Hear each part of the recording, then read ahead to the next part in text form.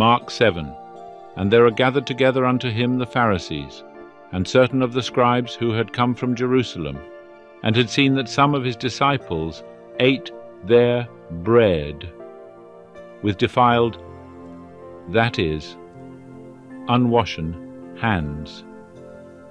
For the Pharisees and all the Jews, except they wash their hands diligently, eat not, holding the tradition of the elders.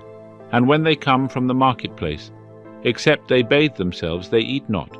And many other things there are, which they have received to hold, washings of cups, and pots, and brassen vessels. And the Pharisees and the scribes ask him, Why walk not thy disciples according to the tradition of the elders, but eat their bread with defiled hands? And he said unto them, Well did Isaiah prophesy of you hypocrites, as it is written, This people honoureth me with their lips, but their heart is far from me.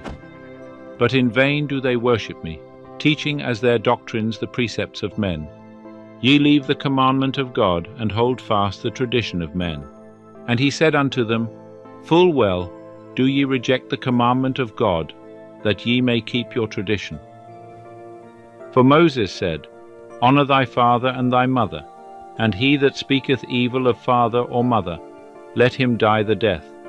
But ye say, If a man shall say to his father or his mother, That wherewith thou mightest have been profited by me is Corban, that is to say, given to God, ye no longer suffer him to do aught for his father or his mother, making void the word of God by your tradition, which ye have delivered.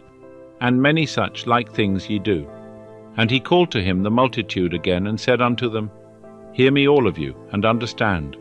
There is nothing from without the man, that going into him can defile him. But the things which proceed out of the man are those that defile the man. If any man hath ears to hear, let him hear. And when he was entered into the house from the multitude, his disciples asked of him the parable. And he saith unto them, Are ye so without understanding also? Perceive ye not, that whatsoever from without goeth into the man, it cannot defile him, because it goeth not into his heart, but into his belly, and goeth out into the draught? This he said, making all meats clean. And he said, That which proceedeth out of the man, that defileth the man. For from within, out of the heart of men, evil thoughts proceed, fornications, thefts, murders, adulteries, covetings, wickednesses, deceit, lasciviousness, an evil eye, railing, pride, foolishness. All these evil things proceed from within, and defile the man. And from thence he arose, and went away into the borders of Tyre and Sidon. And he entered into a house, and would have no man know it, and he could not be hid.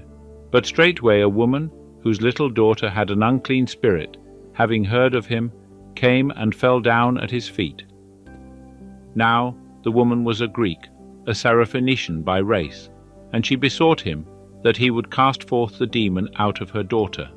And he said unto her, Let the children first be filled, for it is not meet to take the children's bread and cast it to the dogs.